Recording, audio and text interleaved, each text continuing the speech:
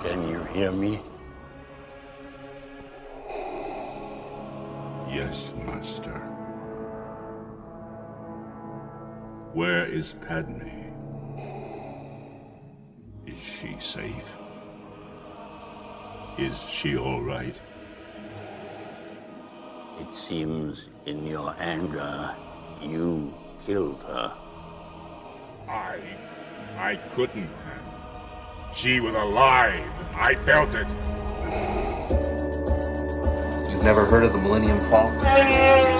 Should I have? It's a ship that made the castle run in less than 12 parsecs. Hey everyone, my name is Danny, and welcome to Kessel Run Weekly.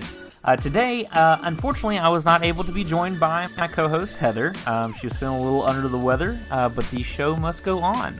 And so she is greatly missed, but I am joined by my lovely wife, Kristen.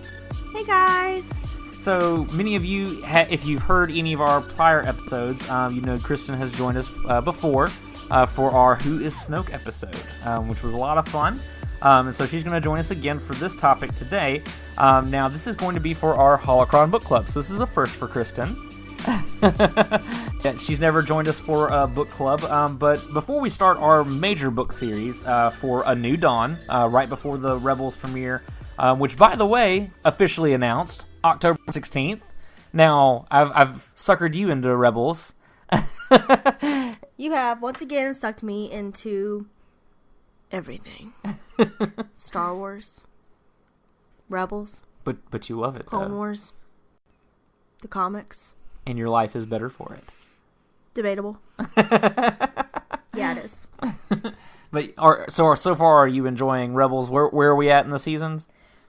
We just got to season 2. We're a few episodes in. Mm-hmm. So Are you enjoying it so far? I am. I'm enjoying it very much. I think it's very interesting. I think it's crazy how it's been 15 years after Order 66, and now we're going back and kind of seeing some of the stuff that happened in between all that. Mm-hmm. So hopefully we'll have you caught up by October 16th.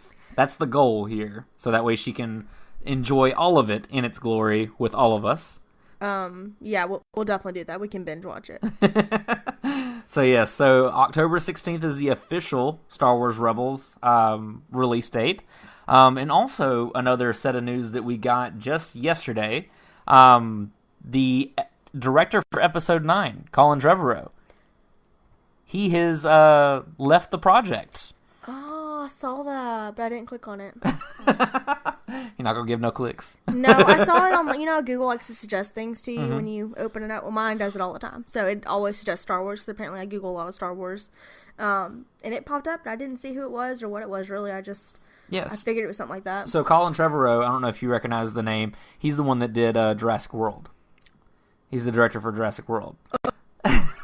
So he and Lucasfilm have split ways due to creative differences. So, well, the thing That's is... like the nice way of saying we're not getting along.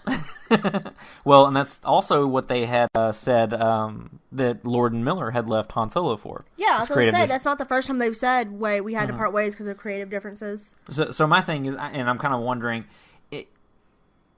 and this is not a episode about Colin Trevorrow, but it was just something. But it is. We're going into his background and his history and all types of things. But what it makes me think of, so it kind of makes you wonder.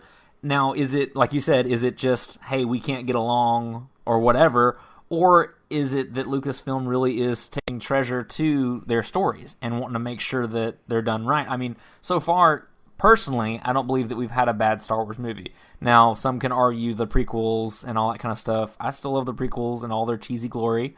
I loved Rogue One, loved Force Awakens.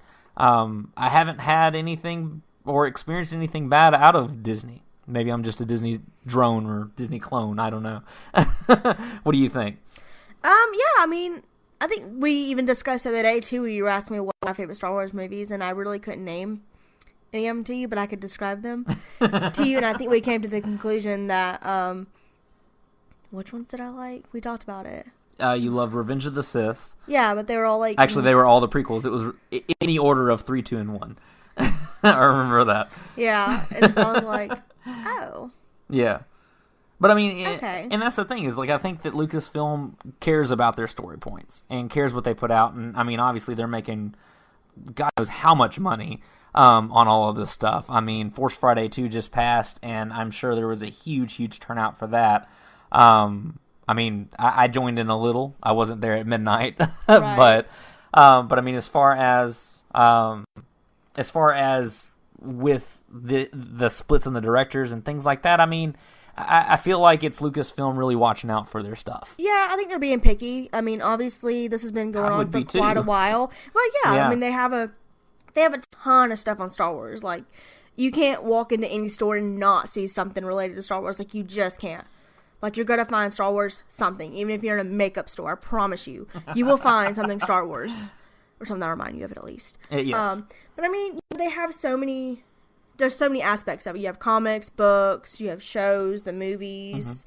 You have non-canon stuff, which I honestly never read any of it, so I don't know. Well, I got my first extended universe book for Force Friday. Whoop whoop. Yeah, I got Kenobi, so hopefully maybe we'll see a book club coming of that soon. With the whole rumor of the Kenobi film coming back around, I know it was here quite a few years back, but with it coming back around, I saw a great deal on the Legends version of the book, and so I'm extremely excited about it. So hopefully all you guys will get to hear a little bit about that in the future. Right. Heather swears by that book. So Kenobi? yes, she she's loves already that read book. it? Oh, she Oh. loves it. Yeah, it's been out for quite some time. But yeah, she loves that book. Just wanted to go ahead and say I want the Leia book really bad. So if anyone wants to give that to me or buy it for me, I would gladly send you my address. Oh yeah, definitely. No, the 2 new canon books look really exciting. But yeah. But getting into our topic for today, for our Holocron Book Club, for something a little unusual that we don't normally do, we're going to the comic books. Marvel Comics, Darth Vader. Not the first run, the most recent run. Enter my wife's favorite Star Wars song. You're going to get a suit. You need to calm down with that. No, I'm just kidding. I'm sure I was off key, I promise. Line it up, they don't sound the same. I swear it. So we're going to be talking about the Darth Vader comics. Now, so far, we only have, as of when we're recording this, the first 4 issues. So issues 1 through 4 of the newest Darth Vader run. Are there more than 4? There will be. Oh, yeah. Oh, it's not right over. now. There's. I mean, No, honestly. as of recording it this night, there are only 4 issues Okay. out. So I we are made up sure- to date with it. Okay, that's what I was making Yeah. sure. Like, because there's a 5th one, we're gonna buy it and read it real quick. Like, right now. Right. So yeah, well, that gives you a little preview into what we're looking at. So yeah, so we're going to go over Darth Vader 1 through 4, so the newest run of Darth Vader, which has been really interesting because it starts immediately at the same point as Revenge of the Sith, which is really cool. Very Happens to be cool. your favorite. One of my favorites favorites. too. All right, so we have the comic open up with the infamous no scene from Revenge of the Sith, which is really, really cool to see because, I mean, we have no time between the comic and the movie, which is really exciting because, I mean, Star Wars is pretty much about filling in the gaps everywhere. And this time, we have no gaps, which is really cool. And so we've got the part where, like, in the movie, he's telling him that in his anger he killed Padme and everything, and this continues, and Vader actually, like, force pushes Palpatine in his anger, shoves him back, crushes the whole, almost like leaves like a bubble around him. Like if you've ever played The Force Unleashed, one of those powers that they did where it was like a force, I don't even know what it was called. It was like an explosion of some kind. He'd pull him in and then shoot him back out, kind of thing. Is kind of what it made me think of. And Palpatine, or Vader tells Palpatine, he's like, "You told me you could save her." And so he actually challenges him, which I thought was really cool.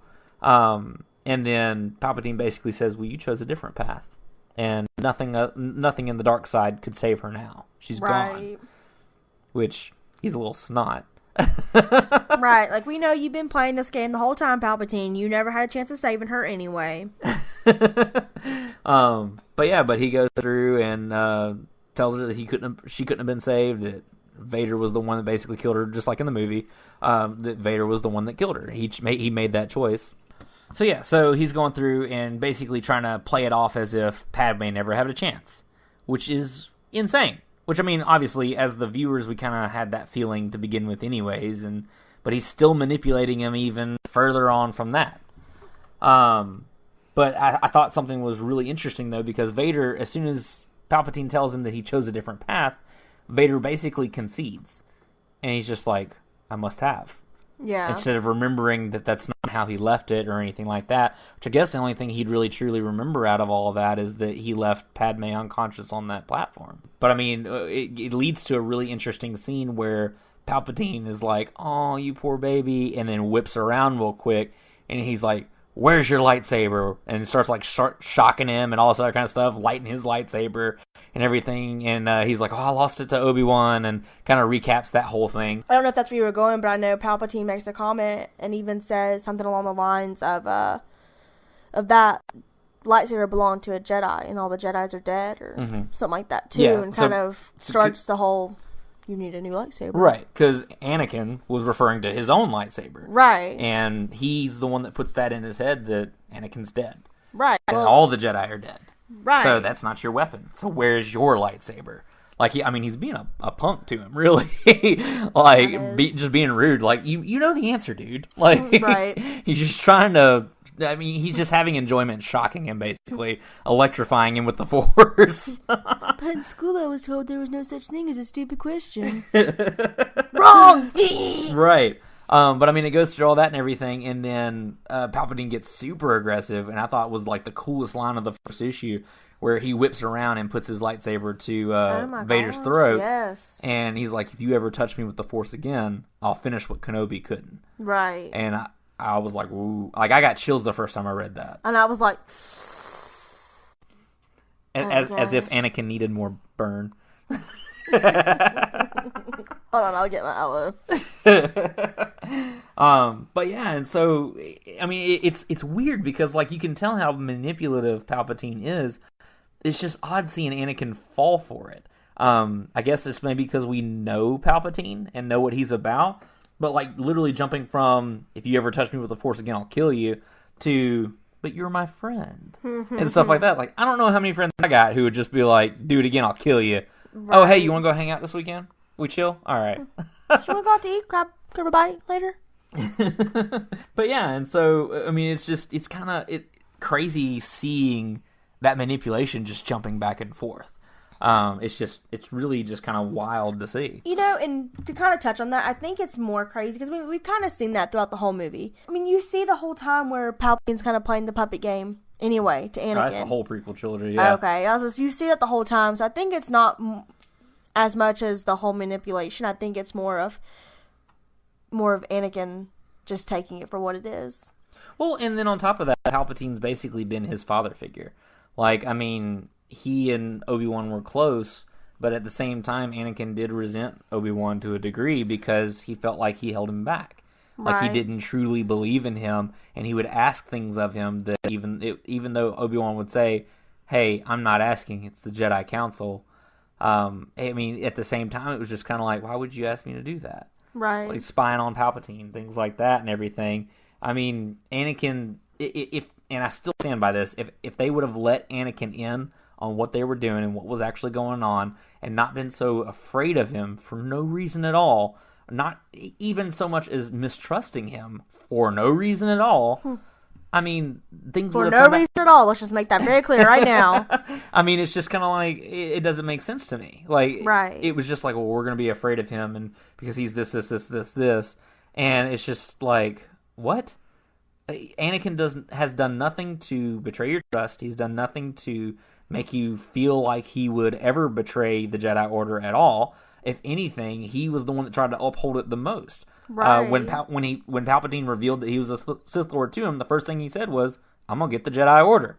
Like, I'm going to get the Council. You're a Sith Lord. This is wrong. Right. He was all on board until Palpatine started enticing him with, I know the visions you've been having. I can save her. Kind of things like that, and about power of the Jedi and all that, or power of the Sith, and things like that. Right, and I also think too. I mean, I feel like, correct me if I'm wrong, but I feel like I remember this in the movies. I mean, I had only watched them like one time each, though. Shame on you. I know, shame on me. I'll get better, I swear. But I'll fix that, guys. But I thought I remember like certain scenes too where Palpatine would be talking to Anakin, and he would like kind of touch his shoulder and be like, "My boy," or "My son," or he would like, I don't know. I don't want to say he would stroke his ego because I don't feel like it was an ego thing. I feel like it was a wanting to feel wanted kind of thing because he didn't feel like the Jedi wanted him. He just felt like a nuisance kind of because even when Qui-Gon found him, I'm pretty sure Obi-Wan was like, "Dude, what are you doing?" He even compared him to Jar Jar. We picked up another one. Right. So yeah. I think it was that he just wanted that attachment to something. Definitely. And Palpatine gave him what he wanted, kind of. Oh yeah, he filled that void. Right. And that's where it ended up going south, is that he didn't have a father figure, but he found one in Palpatine. Right. So yeah. So, and moving forward from that scene, I know we harped on that one for quite some time. It was really awesome, though. I mean, you've got to admit, it was really, really cool. But also in that first issue, we get a little bit about the Kyber Crystals, which is new because now we've seen kind of the harping on the Kyber Crystals throughout the Clone Wars animated series, a little bit in Rebels. We even got it in Rogue One, talking about the strongest stars have hearts of Kyber. So there's a lot of focus on the Kyber crystals as a whole in Star Wars in general, whereas in the original trilogy and the prequel trilogy there really wasn't that much of a focus on them. Now we're getting it even more in the comics, with talking about lightsabers just appeared out of nowhere, right? And that's the thing is like it's always been known that the bad guys have red ones. That's just what's always happened, but we've never really gotten a canon explanation for it. Right. There's all these explanations in the EU and things like that, but for the new canon, since Disney took over and everything, we never got an explanation for it. I really like this explanation as far as where it's basically saying that the Kyber crystals are alive, that they can feel because they're a living thing. It makes sense because the whole aspect of the Force is it's a living thing, is it right. not? So it abides in all living things. Right. The Kyber crystals are a Jedi's weapon because the Kyber crystals basically harness the Force, but it harnesses the Force through the user, and that's the coolest thing about it. And so, in the comic now, we actually get a explanation for why they're red. It's kind of sad if you think about it too, but I just want to say, I feel like the Kyber crystal is like the sorting hat from Harry Potter. In a sense, because think about it. The sorting hat puts you in different classes, and kind of like the Kyber crystal, it knows. So if you're Sith, it's going to give you a red one. If you're good, it's going to give you we've only seen one purple one, though, just saying. That's in movies that I know Sam Jackson said, "I'm the only one." Well, he can be the only one. And then we see blue and green. So I mean, there's not as many houses, to go into there. But I think you're on the wrong podcast. Next week on Harry Potter. No, I'm just kidding. I mean, you're not wrong because the Kyber crystals do choose their users. I was actually watching that episode in the. They do. I don't watch that with Clone Wars. Yeah. Was it Clone Wars or that was Rebels? It was Clone Wars. Oh, I don't know what they said all Rebels, these little they did the kids same with thing, Yoda, yeah. and they all go in, and he's like trying to scare him, like, in 12 hours you're gonna be locked in forever.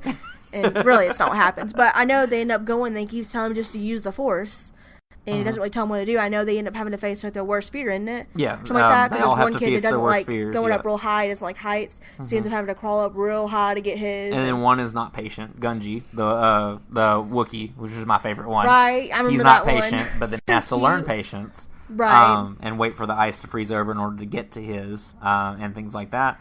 So, I mean, yeah, the Kyber crystals do choose their users. Now, with the Sith, though, we found out something different. Is that it's not necessarily that they choose them, they take them.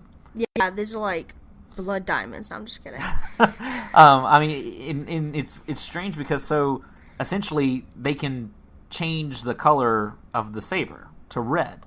It's kind of the same thing that Ahsoka did in the Ahsoka novel. If you haven't read it, I'm sorry, spoiler coming up. Just pause it, skip it, whatever.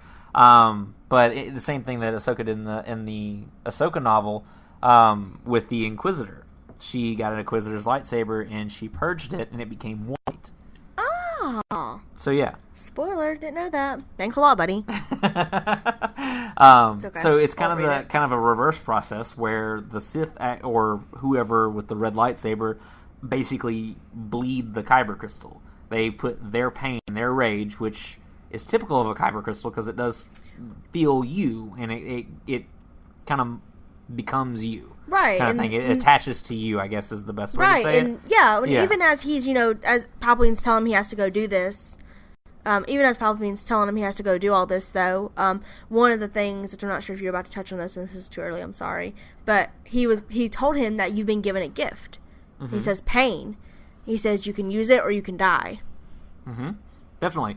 And so, I mean, and then I think that's when he sends him on his way to find the lightsaber. That's when he does. That's when he tells him that he has to go. He's like, well, how do I get a lightsaber? Right. And he's like, well, you have to go kill a Jedi. And he's like, well, you killed all the Jedi. How am I supposed to do that? Like, duh. And then Palpatine, the little jerk, I swear that I left you a ship here. There was a ship here, wasn't there? It was just like, really, guy? Like, you dropped off a really nice ship in the middle of nowhere and just expected it not to be taken. Almost. He just drops him off and he walks alone. Yep. I was trying to think of that song I was about to sing for you. But yeah, so, I mean, the Kyber crystals are alive. You have to bleed them in order to turn them red. And also, additionally, you have to actually steal it from a Jedi. You have to take it from a Jedi. So basically, encouraged to kill the Jedi. Because at one point in issue 2, we actually see Vader pick up another lightsaber. And it's like, oh man, he's going to get it. He's going to get it. And then he dropped it. Yeah, but I don't remember why I dropped it. Well, he was using it against the clones. That's right. Yeah, he was using it against the clones. And that was the thing, is that he didn't win that one. He didn't steal it. He didn't take it from him in battle or anything like that. Right. And just to kind of reverse, I'm not sure if you want to just try to plug this in or not, but one of the things I found really interesting in I feel like this could be the last thing, in, not episode 1, wow, in the first issue. Thank you. I don't read comics. So sorry, y'all. I was going to say like book 1. In the first issue is when that guy's like on that stage, like rallying everyone, saying that Palpatine's done it. He's the Jedi traitor. Yeah, and as he's sitting here like chanting and saying these things, you see them emptying lightsabers into this giant like circular oven, I guess. Is essentially what it ends up being, because it like disintegrates all the lightsabers they put into it, and I guess it's their way of cleansing the world of Jedi or something. Well, and that's the thing is, like, and you and I kind of talked about this the other night when we were watching Rebels, that it was interesting that 15 years after Order 66, which is where Rebels takes place, all of a sudden the Jedi are a myth. Right. It hasn't been an entire generation of any kind. It hasn't been a millennia. I mean, it hasn't even been 20 years yet. I know. They've done some serious cleanup. Yeah. To and make so all of a sudden, laugh at the word Jedi. Yeah. Like at one point, I'm sorry if you hadn't seen it, but at one point, after Kanan gets captured by the Inquisitor? Or was it? Yeah. No, it wasn't the Inquisitor. It was who was it? It was the Inquisitor. So sorry. You're right. It was the Inquisitor. After he gets captured by the Inquisitor, you see the rebels kind of trying to figure out what to do, and that's when they're still talking to the... Well, they go and they see Vizago. Yeah, but that's what I was looking for help because and he even like, it's kind of funny because he kind of doubts that he should even say it. Ezra does, and then he's got Sabine and Zeb in his back corners, and they're like, I feel like they're just kind of like, no man, don't do it. But then Ezra's just like, Kanan's a Jedi. And the dude man just like bust out laughing like there's like it was a joke, like it was a practical joke, like it was the funniest thing he heard all week, like, and it was just crazy to like watch that and be like it hadn't been that long, man. Well, and that's the thing is that, I mean, it was a mass execution. Like, I mean, I get it. All of them were literally wiped off the face. Well, most all of them were wiped off the face of the planet. Like, I mean, it was intense. It was huge. Right. And then on top of that, they're branded as traitors. And then even going forward into issue 2, we see the clones are collecting Jedi things from an outpost that they found, or that was on record or whatnot. But they're collecting all of the Jedi things, cataloging them and things like that. One even starts playing with the lightsaber that ends up killing them all, joking about him being a Jedi, and the clones are, I don't know, if you were a Jedi, you'd be dead.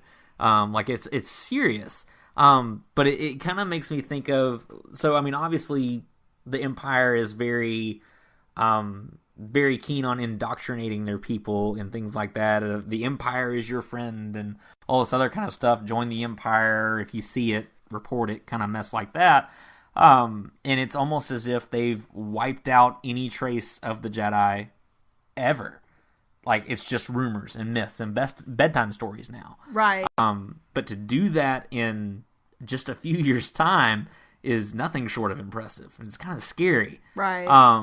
But I mean, essentially in these comics, that's what we see them start to do, with the burning of all the lightsabers at the foot of the temple, and then we have the clones that are gathering up everything. Now, whether it's Jedi secrets that Palpatine's looking for, or just looking to erase the Jedi altogether, I think it's more of a race. But I mean, I still think that's fairly interesting.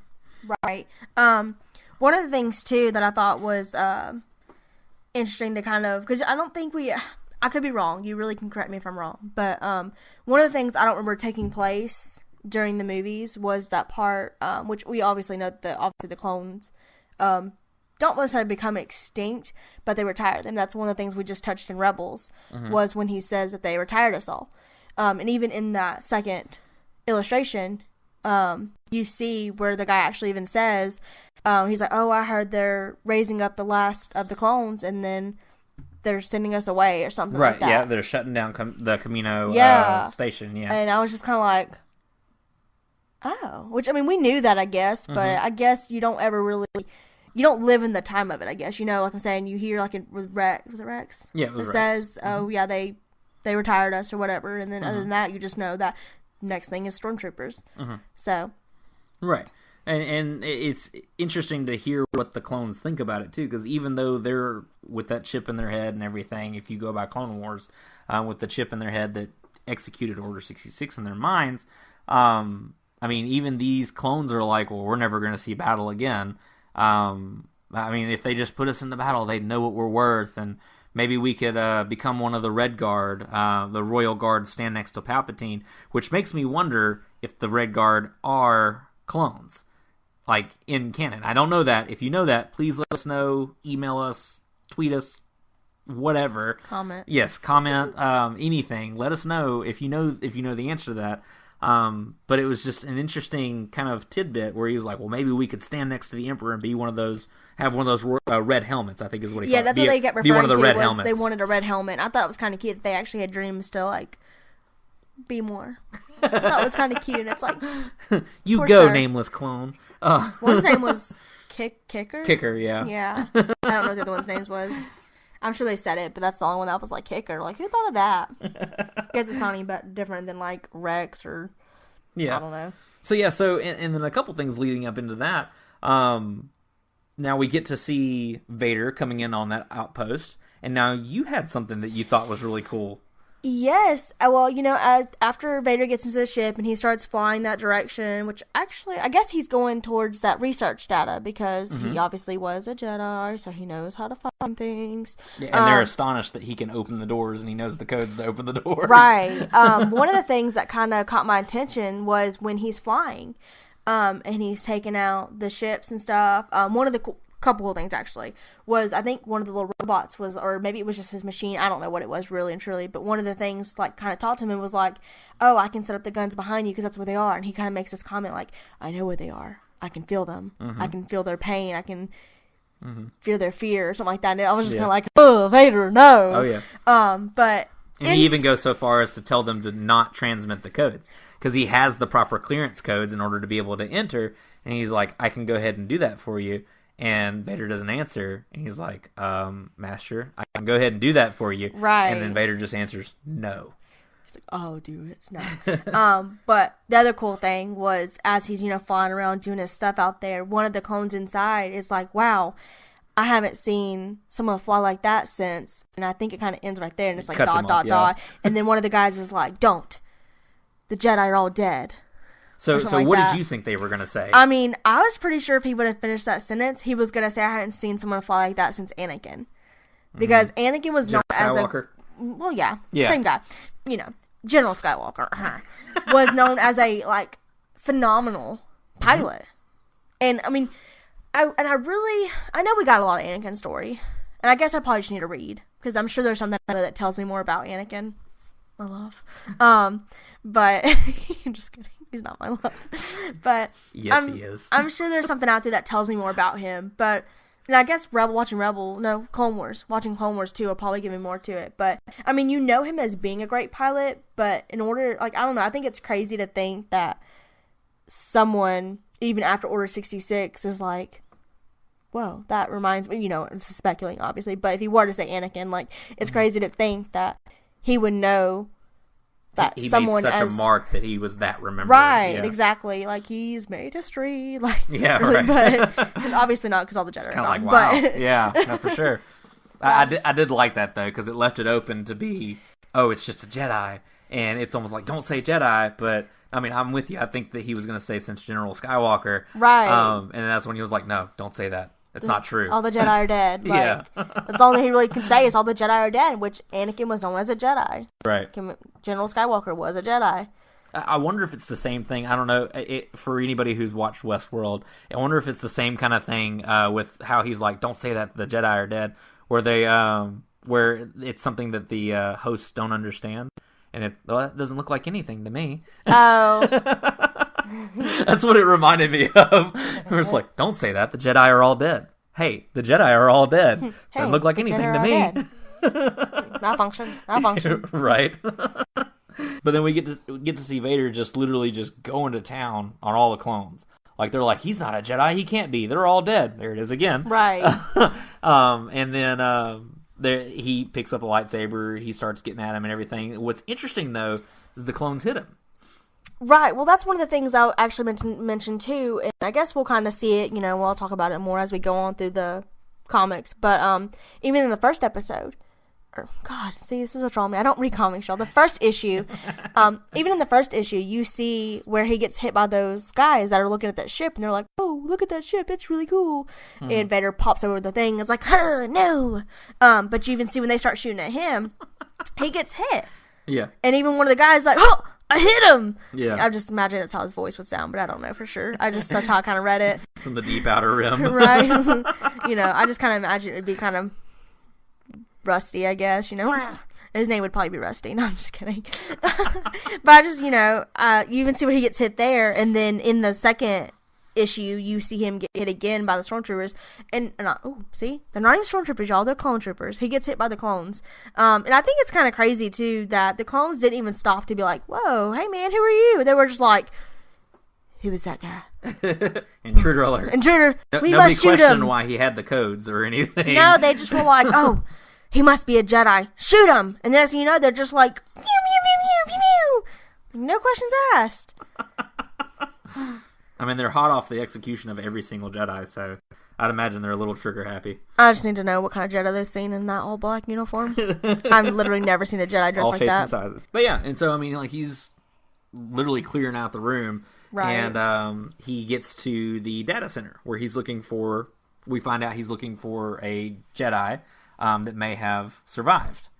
Right, because there's the Barash vow. Yeah. I was gonna say there's a weird B word that, and Barash. it's kind of like a vow that they take. I don't remember. Basically, it's like so to remove themselves from the order, where they don't intervene in any affairs or anything like that. Kind of like live in peace, like in the outer rim or something. Just in the Force. It's all it is. They train, and it's just basically a promise not to act. Right. Which is odd. I don't know why someone would take something like that. But, I don't either, because you think, like, I think it's a great idea to kind of be like, oh, we need these guys, kind of out there, just kind of laying low, playing it cool. But then at the same time, you would think that when something like this would happen, it would almost be like an alarm would sound or something. You know what I'm saying? Yeah, and then all of them would kind of come in. But I guess in a situation where literally they're focusing just on Jedi to wipe out, they wouldn't be like, hey, come sacrifice your life. Cool, and I think that's one of the things that only Anakin would have known of. Or as far as remaining Jedi, like, it's not like something that Palpatine's like, oh yeah, by the way, you should go do this. Or right, whatever. Well, that's why he goes there, I think, too, because he remembers that there's this... There's this surely thing that he had to likely they learn were this at some untouched. point. Yeah. He had to learn that there was these two different vows, like, or maybe there's more, but two different vows we learn of, I guess, during this, that people that Jedi can take, and he's like, oh, I'm gonna go figure it out. I was like, I know there's people that do this, and I need to know where the closest one is that's alive. Oh, definitely. And it leads into a cool scene, too, where one of the clones decide they're going to be sneaky and throw a grenade in. Oh my god, that little robot's like, oh no! Grenade! But it was cool, though, because you get to see the power of Anakin Vader. I mean, you get to see his power in action where he's literally preventing this exploded grenade from exploding. He's just kind of holding It's already partially apart, and he's just Right. holding it, and the clones are like, hey, I've seen this before. He can't do anything. Let's go ahead and put him in binders. I know, if he's a Jedi, this is the only thing he can focus on at one time. Yeah. And then he's like, I'm no Jedi, and then takes them both out. Right Oh no, then. you said it wrong, honey. He says, you troopers are wrong. Mm. And they're like, what? With their dirt faces. Well, you can't see them because they're in helmets. What? And the next thing you know, he's like force choking them in the air. I'm pretty sure he just breaks their necks. I'm not even sure really. He may just force choke them until they're like dead. But And then lets the grenade explode as he walks out in a fire. yeah, I thought I thought the interaction between Vader and that little robot was really funny too. Mm-hmm. This little robot was just trying to be like helpful and nice, and he was like, well, I need you to help me narrow down the search because I've got like 1 million searches. And then he even goes to say something along the lines of, this could take like weeks, if not months or something, to kind of, like, he's like, I can start listing it for you, but Right. but he's like, this could take months. And so he's like, I need something, because I forget what it was. I'm sure you could open up the comic and you could see it, but the little robot asked him for something, and Vader's like, no, do it. Yeah. Or something. He's like really upset and angry at this point. And the robot's like, or, just hear me out. I know, he's like, but listen here, dummy. Like, I need some more information, or we're going to be sitting here for months trying to sort through this. And then finally Vader says something. He's like, I understand. And the little robot's like, all right, calculating. And I just thought it was the funniest thing. You're just kind of like, oh, that robot's got some sass, which we see in Rogue One. That K2SO also has some sass. So they're yeah. out there. So does R2 and Chopper. Well, I mean, the best droids have sass. Right. But I thought it was really funny. All the best droids do. It just kind of made me giggle. I was just kind of like, the robot's making him mad. Oh, yeah. Well, and it's interesting, though, too, because, like, I mean, and going back to how, and even into this next issue that we're about to talk about, we see that Vader isn't on the top of his game. Like, I mean, obviously he's fresh out of becoming Vader and everything. He's in pain because Padme's just recently died. Right. He's literally just lost everything. Right. His entire world. But he's in pain. He's literally just a walking ball of rage right now. Right. And he's definitely, you can see him definitely using that pain. And I think the thing that's slowing him down is he's in this suit. Well, Now, and I don't it's feel like he completely doesn't different. have a complete control over his rage. Because if you think about it, so the Vader that we see in these comics, which even though it's a young Vader, compare it to even Rogue One. So saying that's what? Oh no, it's definitely a different 16 Vader. years? Yeah. Most definitely a different Vader. Right. More than that, because It has to be more than that. I mean, we don't know where Rebels is going to line up, so we don't know. well, I'm just saying exactly how Order long. 66 in Rebels But, yeah. is 15 years, so Right. we at least have a few more years, I think, until So we he's hit had some certain time spots. to become Vader that we know. But it's interesting to see that he's not that honed weapon that we see. I mean, obviously, it's going to take some time, I would think. And but I think he's still stuck in the Jedi way too. And obviously, he's using his rage, which we've seen him as a Jedi use his rage before too. Oh, yeah. And I think he's still trying to, like, I'm trying to not yield, control. Like, I don't know, like you said, kind of control the dark side. I think he's still trying to learn because he's still trying to. Yeah. Well, and I think use the Force in I think some- he's more consumed right now. Is what it is. Maybe. Fine, you win. My opinions don't matter. Well, they do matter. No. I mean, and that's how I felt about it, is that he's more consumed by his rage to where his rage is controlling him and he's not controlling it. But I feel like we've seen that one before. And I don't know, I guess we don't get a long, like, snippet of him being really angry at the Tuskens. Oh, well, I mean, that's pre-Vader, though. I mean, that is him using his full-on rage. But if you think about it, what were the Tusken Raiders really going to do against Anakin Skywalker? I mean, dude's got a lightsaber swinging around on an entire camp. They're going to come at him with what? Little sticks and stuff? I mean, I know. Just saying. Yeah. But no, I got you. I mean, and I feel like it's kind of like that rage is what we see. I mean, obviously amplified to like 1 million because he just lost Padme. Yeah, and he lost a leg and an arm. And Yeah, he's or a both little his salty legs, about that. didn't he? Both of his legs, yes. He lost both his legs and an arm. Yep. or hand? Was it arm or hand? He's lost. I don't think he has either one of his arms or hands. Rather, He had one. It's like, I swear he had one. I thought he had one because I thought he was trying to. no, climb. he did. No, that was his robotic hand that he lost to Dooku. Dang! I didn't realize he lost all that. So he lost Like it's all of such his an limbs. intense scene. I can't just stare at his limbs. You know, I just have to like. I know you get lost in his yellow eyes, right? So dreamy. But into issue 3, we get to actually see him go toe to toe with Kirak and Fila, I believe is how you say it. Yeah, this part to me was really cool because the opening, in Fila. Mm-hmm. Did we do a Google search on that to make sure we're saying it right? Google probably wouldn't even pronounce it right. Correct us if you want to.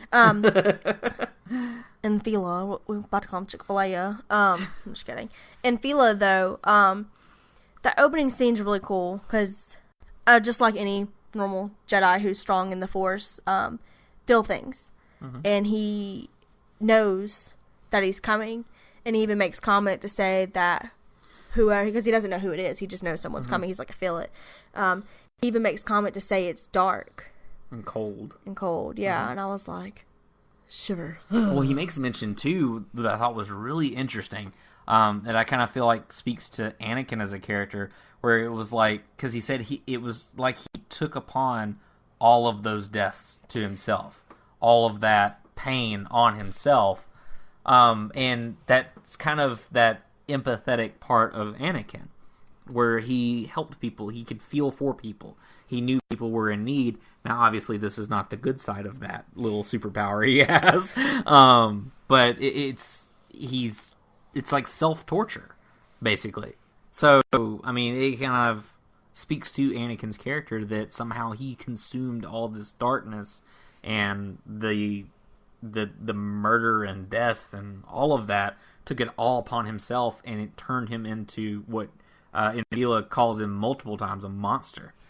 Like he's something else entirely, and that's what I think kind of confuses Vila to a point, where he's just like, are you a Sith, or are you something else, monster? Right. And stuff like that. Can I add something too? Something that when you said that, I just thought about. Because, Enfila talks about, I think he even talks about a little bit of the pain that he feels too, or something along those lines, because he talks about how he could feel, like, I don't want to say all the death, because I don't know if that's really what he said, but he says he could feel all of, like, essentially all the death in the Force when people, like, all the Jedi started falling and dying. Mm-hmm. And I'm wondering, I mean, if Anakin was in tune with the Force as well as we think he was, I wonder, on top of the Padme pain, I wonder if he felt that pain too. Even though, because at the point he was still on Mustafar, was he not? When Order 66 happened? No, Order 66 happened prior to Mustafar. But everyone was still dying while he was still Anakin. He was still turning to the dark side at this point, but I'm wondering if he felt all that pain and stuff too along with Padme's pain. I wonder if that's some other pain he felt. It's possible, because he's just as connected to the Force as any Jedi. Right. So it's just a matter of how he took it. And if he, I don't know, like that would be interesting, because he is very connected to the Force. Right. I mean, we see Anakin as like a superpower, basically. So, I mean, it's possible. That's also his turning point. Yeah. But, I don't know, would you consider... So, in addition to the death of Padme, he felt the death of everyone else. Right, but what would you consider the rise of Vader? Would you consider it the part where he comes up on that slab and it's like... I think that's when Anakin becomes something else altogether. Yeah, but like... but no, the rise of Vader happened when he pushed Windu out the window. So he may not have felt the pain then. Well, when he cut his hand off, but yeah. That's what I'm saying. Like, do you consider that the beginning of Vader, or do you consider the part where he actually takes over the suit? No, I consider that the beginning of Vader, where he fends off Mace away from Palpatine. Then he probably has, and that's when he says, "Rise, Lord Vader." Oh. But I mean, even still, though, like rise. Sorry, but at that point too, he probably doesn't have any remorse then for all the dead Jedi then. Well, and that's the thing, is that, I mean, he still could. Doesn't necessarily mean he doesn't have any remorse. He did what he was told to do, and because he accepted that I'm a Dark Lord now. That's what's going to happen. Right. I mean, he killed the entire temple of children. I mean, it's hard to say that he had any remorse, because, I mean, he did it so just unmercilessly. And can I just say that Lucasfilm, like, why'd you do that? Like, I feel like if y'all had to go back and remake this movie, y'all should just take that out. because I was just wrong. No, I think that cemented Anakin as a I character. feel like there's something else he could have done, though. I feel like he could have... What's worse than killing a temple full of children? Like, you don't come back from that. That's what I'm saying. You Well, don't come he back. did, That's but not still. the Anakin you know and love. Right. That's the thing, is I don't feel like that's something... And I guess that's the turning point. That's why they made it so dramatic. But I feel like he could have killed someone else. Someone else that we know or close to or whatever. Or attempt to kill them. That way we see and feel that change without it having to be younglings. I just feel like that's really, like... I don't know. Sorry, y'all. It just hurts my heart. Breaking my heart. But going forward with issue 3, so we get to see the just the sheer focus and strength of Nebula. Because when we come up on him, we see he's putting together Padawan traps. First I'd ever heard of them, but it looks like these like mind puzzle kind of things that you'd buy at a gas station or something. A lot like more those little intense. magic things that have like no disconnect, but somehow you have to disconnect them. So it's a little bit... That's really what it looked like. Yeah, it's a little bit more than that, obviously, but he's putting together 4 at once, and even his droid that's with him is like, I feel like that might be unwise. He's like, well, I'm pushing myself to the limits, so let's do this. Because he's also a Jedi. The unique thing about him is that he has only one purpose, and that's to fight. He was a warrior Jedi, which is kind of... boo on Vader, making it a little bit harder on him. But yeah, and so throughout that battle, I mean, Vader is not doing too hot. Just like we said, he's really controlled by his rage and not the other way around. And so he ends up really getting his butt handed to him. He really does. Multiple times. He really does. He just doesn't seem focused, I guess, and like we talked about already, it's probably just because of the fact that he's in so much rage and anger. So. Definitely. And then issue 4, wrapping it up, because, I mean, basically we got in issue 3 the battle between them. Vader loses. He gets pushed down a mountain. He does. I mean, you see in the battles, you start seeing his cape tear away. Even, I think you even see he lost his a cape. leg, too, yeah. Yeah, well, I'm trying to think. Broke, rather. Yeah, well, you even start seeing his cape starts getting tampered, I think, in the second issue. I want to say when those guys are shooting at him, I think. I could be wrong. I mean, it may have had something to do with him blowing up a grenade behind him. Maybe. I don't know. I just know you start seeing, if you look at his cape during the things, you'll see it start kind of tampering. Starts to get ragged, yeah. Yeah, it starts to get ragged, and he starts losing a lot of it. I wonder if that's symbolic. Sorry, y'all. But he starts losing it. Also, you see, as he comes to fight, Infila, he has to go through these like trials. Kind of, I don't remember what Infila says, but he says that you have to climb this mountain or something like that. Yeah, it's the now I'm not sure if I'm saying this right, but it's Pas Baal. He has to climb it because it's something that like it's a Padawan rite of passage. Right. It's to challenge Jedi.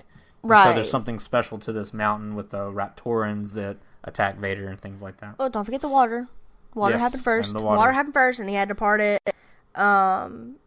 Easy peasy. And then he ends up on a bridge, and these like birds. Mm-hmm. The Raptorans. Yeah. Mm-hmm. Come flying, like 3 of them, I think, wasn't it? 3 or 4. Something like that.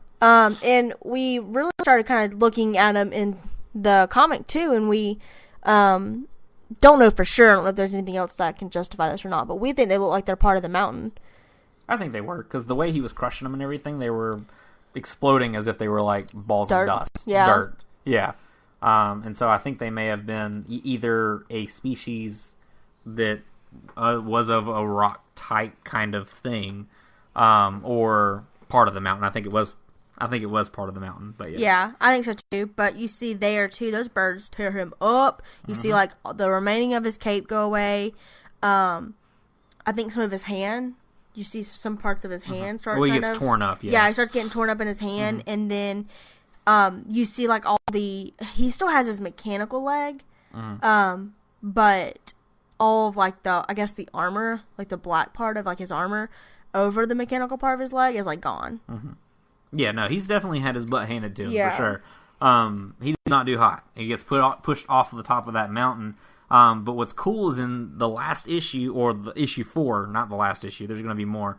But in issue 4, it opens with Vader rebuilding himself out of another droid. So cool. Yeah, that droid that was with Enfila, who kept asking him if he wanted to blow the bridge up, which I thought was really funny. Yeah. He's like, do you want me to blow it up now? I'll blow it now. It's like a training droid of some kind. Right. I think this droid, if I'm not mistaken, I just read it, y'all, sorry. But this droid, the reason he gets thrown off the cliff and stuff, too, is because this droid, like, runs at Vader. And it's like, I will destroy him, master. No worries. You know, and, like, just charges him and then flies. Yeah. He gets thrown off himself. But I mean, Vader is using the parts of that droid as it's sitting here talking about how he'll never win and all this other kind of stuff, and Vader's literally picking him apart piece by piece. I know. But it reminded me of another Sith, much older. Yes. In Clone Wars, Darth Maul. So if you've seen the Maul arc in Clone Wars, you know that he becomes a crazy half spider kind of robotic thing under this junkyard planet. Terrifying. But one thing that he mentions later in the series is that he used his master's training to survive.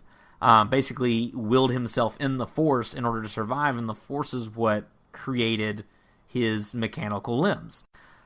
Which was really interesting because it was as if the same thing was happening to Vader.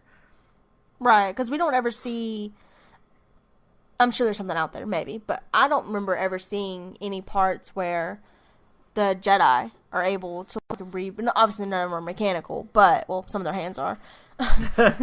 But we never see anybody have to rebuild stuff like that. Right. Other than the one time we saw Enfila building that, like, Padawan trap. Mm-hmm. So I mean, as far as that goes, I mean, I thought that was really interesting, kind of a callback to, I mean, not an intentional callback, I'm sure, I don't know. But I mean, I thought that was interesting that the Sith's will to live is so great that through the Force they can find a way, whether it be mechanical, things like that. So I thought that was a really cool scene. But in this issue, Vader gets the best of Enfila. By using his humanity, his Jedi way, basically. Uses the Jedi in him against him, because Enfila thought he had him dead and all that kind of stuff, and then he follows him into the town, and then they meet up on top of a critical city infrastructure. A dam, to say the least, I'm pretty sure. It looks like water on one side, houses on the other. Yeah, which... terrible design, but right. Regret. But yeah, so I mean, they're met with some guards up there while they're fighting and everything, and Vader uses that to his advantage. Pushes them off. Yeah, starts to push them off. Enfila goes to grab them and is holding them and everything, and then Vader starts to crush the dam around them and basically cause the city to flood. And Enfila's freaking out, so no, and all this other kind of stuff. Yeah, not only is he freaking out, but he's like pleading. He's like, no, like, please, this is between me and you. Please don't do this to them. Yeah. Like, they did nothing to you. He's like, it's not about them. And then Vader says it's always been about them. Right. And then he goes through and, with Enfila being distracted, ends up killing Enfila, throws him off the dam, and on top of that, floods the entire town and gets the lightsaber. Like, the biggest KO ever. Right. And I think that's a really good turning point, too, because obviously we've already seen Vader, but, you know, we only see him really defeat those guys that were, he named his ship, so obviously he's going to kill them, the clones, but then we see this side of Vader just kill all these innocent people. Mm-hmm. And obviously he's not going to show any, well, we never see the remorse side of it, if he has any, but... since he's a Sith, we probably don't. I don't think he does have any remorse in it. And I feel like him doing these massive, heinous acts of just mass murder, right. I feel like is him working towards that more machine than man. Where sure he's lost himself entirely because he doesn't really ever come back around as Anakin until Return of the Jedi. At the very last moment when he's dying with Luke. That's his one redemption right there, is he saves his son. Right. And so, with all that, I mean, I don't feel like he feels any remorse. I He feel like probably doesn't. it's part of him saying that this is who I am. Yeah. And this is what's going to happen from now on. Yeah, I think that goes back to episode. No, God. I think that goes back to Issue. I think that goes back to issue 1 too, where we first see the interaction between Palpatine and Vader, and he tells him that he's been given a gift, and to circle this all around, he tells him that he can use the pain, or he can die. And I think at that point, between him and this him and Fila, I think this is his use the pain or die kind of situation. And so he's like, I'm going to use the pain that I have, and I'm going to use it to my advantage, and I'm not going to die. That's why he literally kills everyone else. These 4 issues feel like the end of an arc. And then going forward from that, I'm really excited to see what happens with issue 5 and the story overall. I've absolutely loved it. It feels too short, to be honest. Don't even get me started. But I like it though, because it leaves you wanting more. It does. Like, I would read one comic, and I'm gonna tell y'all, I collect comics, but honestly, I've never really read, really and truly, like half the ones that I have. Not really. I started Civil War, and I didn't get very far, and I wanted to collect them still because I wanted the whole thing, but they got harder and harder to find, so I kind of quit. But then I think you've bought me like a Harley Quinn comic. I think I have a couple of Batgirl comics. I have a few comics here and there, and I'm just really bad at reading them. Which I can't even lie, Batgirl was confusing. Sorry, different story, different time. But I really did enjoy these, and I think I do want to continue reading with you, even if I can't share my awesome thoughts, with you guys. We'll have to have you back on the book club for sure. I would love to, because I definitely want to continue with Vader, because I know you'll be buying him anyway. So. Oh well, yeah. And you live in my house, so. I thought you lived in my house. No, it's my house. Silly you. Our house. All right. So, do you have any last thoughts on the series? I don't think so. I guess. It was good. I liked it. I guess if there's anything that... I'll be keeping an eye out, and I know you will be too, and you'll tell me. But if there's anything you guys noticed that maybe we didn't touch on in this episode, let us know. Tell us what you think. If you feel like... if you felt like something was portrayed in a different way or anything, let us know your thoughts on it. We would love to read them. We like Star Wars. We like anything Star Wars, so definitely. We're always down for theories and different takes on how you feel, how things make you feel too. Absolutely. And you can find us online on all of our social media platforms at Kessel Run Weekly. We are mainly on Instagram and Facebook. We're working on our Twitter. It's getting there. So thank you to anybody who has joined in on our Twitter here recently. We really appreciate it. And now all the new followers from our Facebook. I think we had 57 new followers this week, which is insane. So thank you guys so much. We really enjoy talking back with you guys and everything. Just like Kristen said, I love seeing your comments, talking Star Wars with you every day. It's really awesome. I don't want to have to wait to do a podcast to talk to you guys. I love talking to you all the time. So you can catch us at KesselRunWeekly.com. And so until next time, guys, my name is Danny. I'm Kristen, and may the Force be with you.